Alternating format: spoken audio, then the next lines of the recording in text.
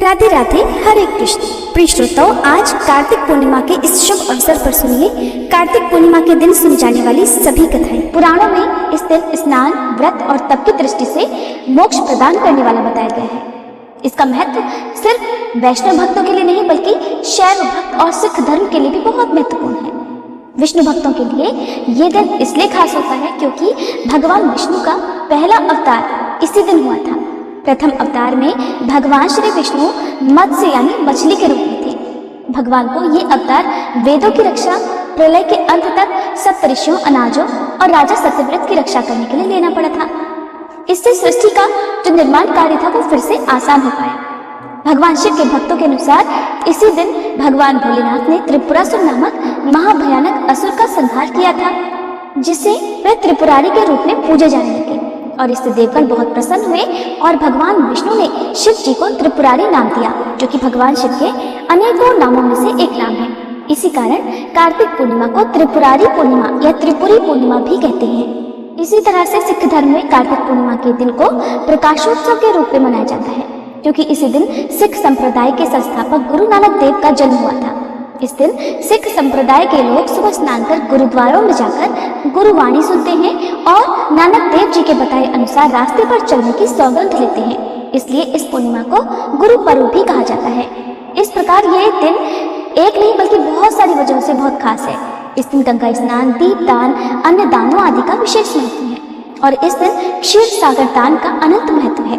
क्षीर सागर का दान 24 अंगुल के बर्तन में दूध भरकर उसमें सोने या चांदी या अन्य धातु की मछली छोड़कर किया जाता है। और ऐसी भी मान्यता है कि इस दिन कृत्तिका नक्षत्र में भगवान शिव के दर्शन करने से 7 जन्मों तक व्यक्ति ज्ञानी और धनवान होता है। कार्तिक पूर्णिमा की पौराणिक कथा के अनुसार तारकासुर नाम का एक असुर था, जिसके 3 पुत्र थे, तारकाक्ष, कमलाक्ष और विद्युन्मान। जब भगवान शिव के पुत्र भगवान कार्तिकेय ने तारकासुर का वध कर दिया, तब उसके तीनों पुत्रों ने बदला लेने के लिए दिन रात कठिन तपस्या करना प्रारंभ कर दिया। उनकी कठिन तपस्या से प्रसन्न होकर एक दिन श्री ब्रह्मा जी ने उन तीनों को वरदान मांगने के लिए कहा, तो उन्होंने अमर होने का वरदान मांगा। ब्रह्मा जी ये बात अच्छी तरह से जानते थे कि अगर उन्हें यह वरदान दे दिया गया तो वे अपनी शक्तियों का केवल दुरुपयोग ही करेंगे और सभी को परेशान करेंगे। इसलिए उन्होंने ये वरदान देने से इनकार कर दिया। श्री ब्रह्मा जी ने उनसे कहा कि तुम लोग इसकी जगह कोई अन्य वरदान मांगो। तब तीनों कहने लगे कि फिर उनके नाम का एक नगर बसाया जाए और जब भी कोई उनका वध करना चाहे तो सिर्फ एक तीर से तीनों का अंत एक साथ ही कर सके। तब श्री ब्रह्मा जी ने तथास्तु कहकर उन्हें यह वरदान दे दिया। वरदान प्राप्त करने के बाद तारकासुर के पुत्रों ने तीनों लोगों पर अधिकार कर लिया और देवताओं पर अत्याचार करने लगे। उनके अत्याचारों से परेशान होकर सभी देवतागण भगवान शिव की शरण में गए और उन तीनों का वध करने की प्रार्थना की। तब महादेव जी ने विश्वकर्मा जी से एक दिव्य रथ का निर्माण करवाया और सभी देवताओं ने अपना अपना अंश उस दिव्य रथ को प्रदान किया। तब उस दिव्य रथ पर सवार होकर भगवान शिव उन तीनों का वध करने निकल पड़े। देवताओं और राक्षसों के बीच भयानक युद्ध चल रहा था।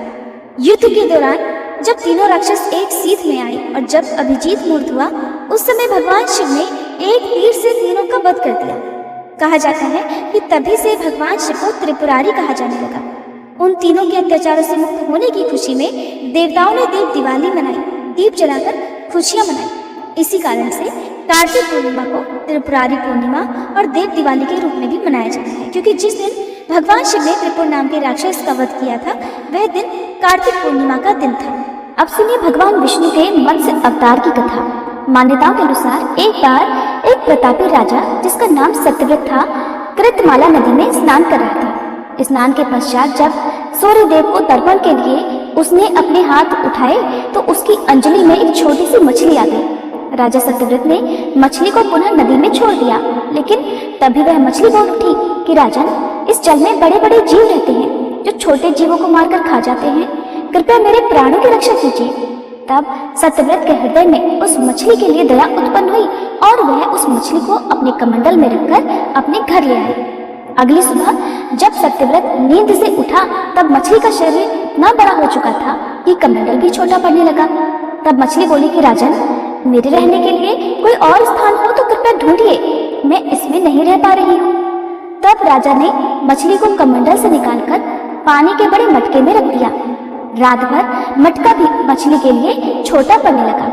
ऐसा करते करते मछली का आकार इतना बड़ा हो गया कि उसे सरोवर में डालना पड़ा, और जब सरोवर भी छोटा पड़ गया तो उसे समुद्र में डाल दिया गया। अब आश्चर्य की बात यह हुई कि विशालकाय समुद्र भी मछली के लिए छोटा पड़ गया। तब राजा सत्यव्रत ने बड़े ही विनम्र स्वर में पूछा कि आप कौन हैं जिन्होंने सागर को भी डुबो दिया है? तब भगवान विष्णु ने उत्तर दिया कि मैं हयग्रीव नामक दैत्य के वध के लिए आया हूँ, जिसने छल से वेदों को चुरा लिया है, और उसके कारण ही जगत में चारों ओर अज्ञानता और अधर्म फैल गया है। मत्स्य रूपधारी भगवान विष्णु ने कहा कि आज से ठीक 7वें दिन के बाद पृथ्वी पर प्रलय आएगी और वह समय बहुत ही भयानक होगा। संपूर्ण पृथ्वी जलमग्न हो जाएगी, जल के अलावा यहाँ कुछ भी नहीं बचेगा। तब आपके पास एक नाव पहुंचेगी और उस समय आप सभी प्रकार के जरूरी अनाज, औषधि, बीज और सब ऋषियों को साथ लेकर उस नाव पर सवार हो जाए। मैं उसी समय फिर आपसे मिलूंगा। राजा ने भगवान का यह आदेश स्वीकार कर लिया, और 7वें दिन जब पृथ्वी पर प्रलय चक्र ने अपना आकार बढ़ाना शुरू किया और समुद्र सीमा को लांघकर सबको जलमग्न करने लगा, तब उसी समय सत्यव्रत को एक नाव दिखाई दी। आदेशानुसार सत्यव्रत ने नाव में सब ऋषियों को सम्मान पूर्वक चढ़ाया। साथ ही महत्वपूर्ण अनाज, औषधियों को भरकर सत्यव्रत भी उसी नाव पर सवार हो गया। सागर के वेग के कारण नाव अपने आप चलने लगी। चारों ओर जल के सिवा और कुछ दिखाई ही नहीं दे रहा था। इसी बीच राजा सत्यव्रत को मत्स्य रूप में भगवान दिखे, और भगवान से आत्मज्ञान पाकर राजा सत्यव्रत और सप्तऋषि धन्य हो गए। जब समुद्र का प्रकोप शांत हुआ तब भगवान ने हयग्रीव का वध कर सभी वेद वापस छीन लिए और ब्रह्मा जी को वापस सौंप दिए। इस प्रकार भगवान विष्णु ने मत्स्य रूप धारण कर वेदों का उद्धार किया तथा प्राणियों का कल्याण किया। द्वापर युग में एक समय की बात है, यशोदा जी ने श्री कृष्ण से कहा, हे कृष्ण, तुम सारे संसार के उत्पन्न करता, पालन करता और उसके संहार करता हो। आज कोई ऐसा व्रत मुझसे कहो जिसके करने से मृत्युलोक में स्त्रियों को विधवा होने का भय न रहे, और ये व्रत सभी मनुष्यों की मनोकामनाएं भी पूर्ण करने वाला हो। तब श्री कृष्ण कहने लगे, हे माता, आपने अति सुंदर प्रश्न किया है। मैं आपसे ऐसे ही व्रत को विस्तार पूर्वक कहता हूँ। सौभाग्य की प्राप्ति के लिए स्त्रियों को 32 पूर्णमासियों का व्रत करना चाहिए। इस व्रत के करने से स्त्रियों को सौभाग्य संपत्ति मिलती है।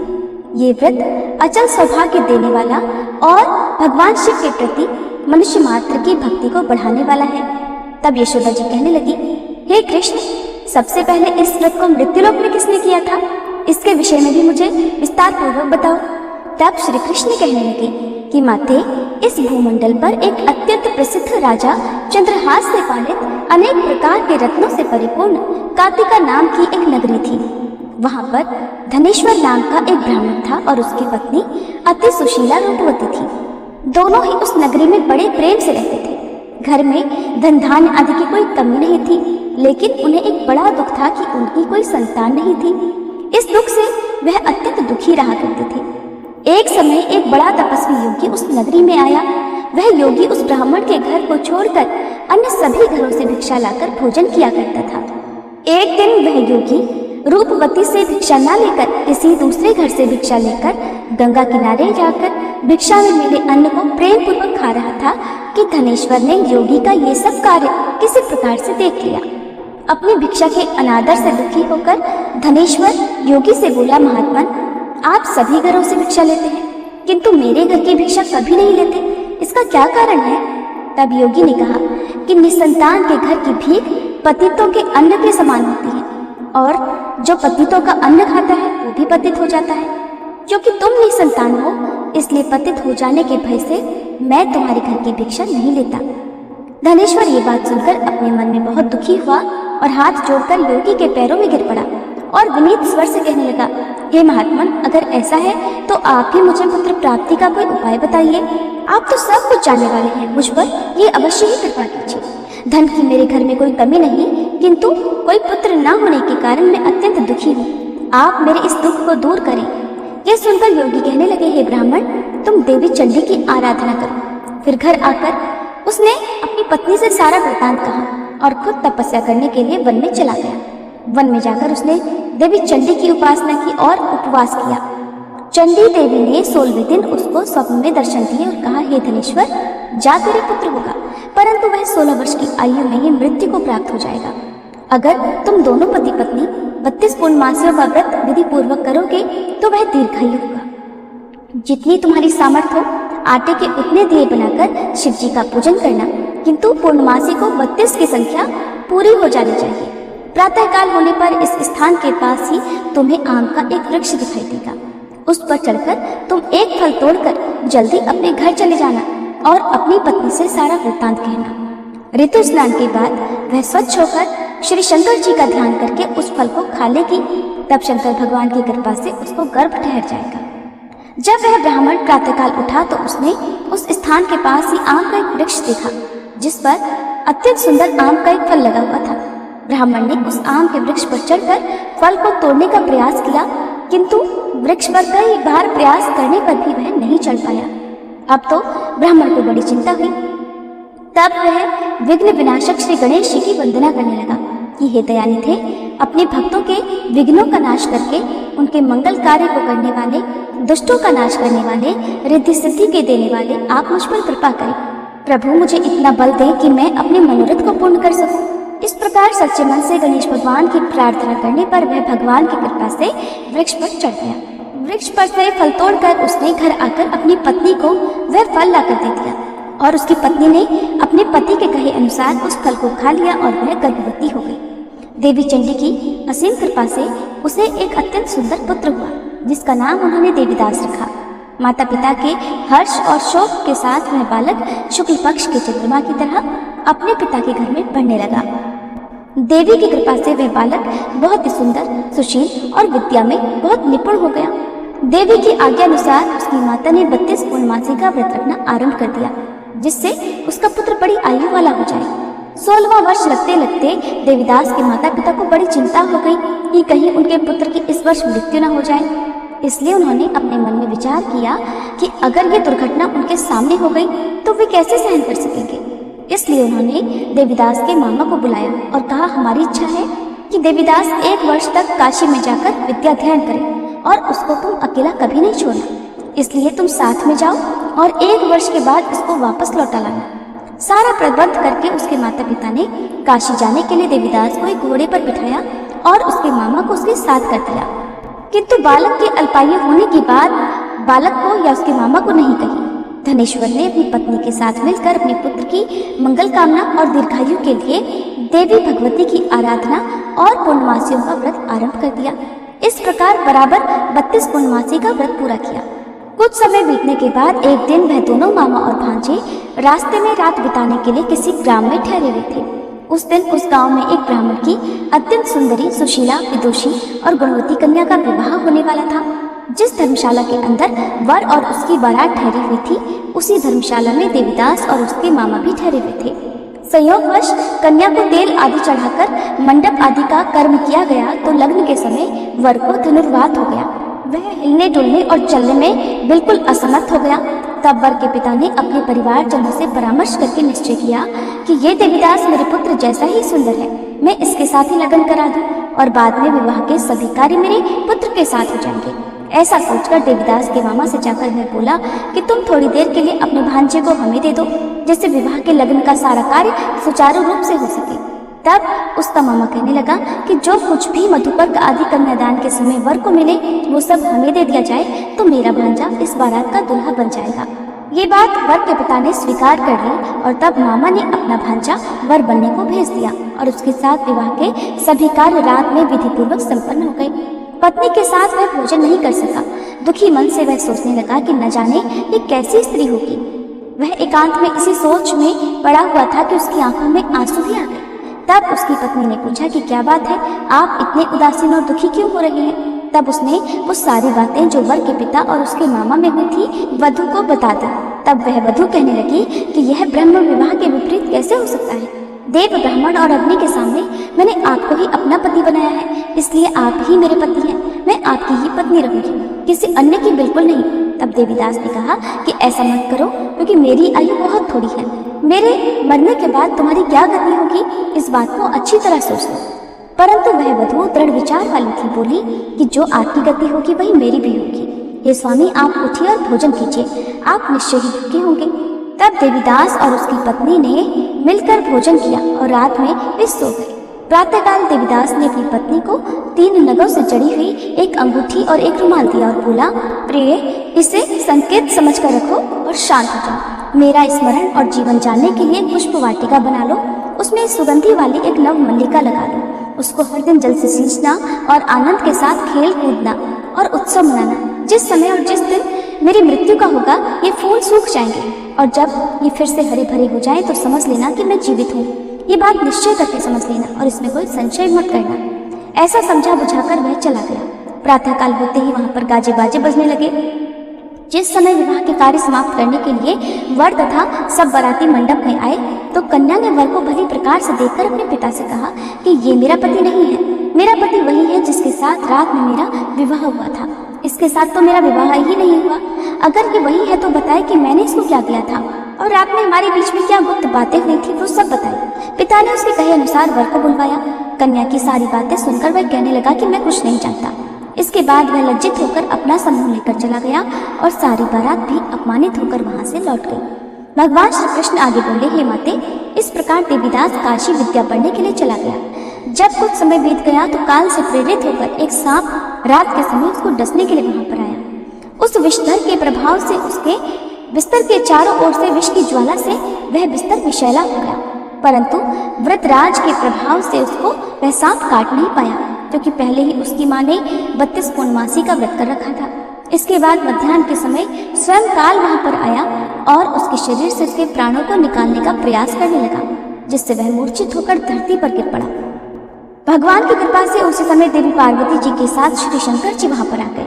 उसको मूर्छित दशा में देखकर देवी पार्वती ने भगवान से प्रार्थना की, हे प्रभु, इस बालक की माता ने पहले 32 पूर्णमासी का व्रत किया था, जिसके प्रभाव से हे भगवान अब आप इसको प्राणदान दे दीजिए।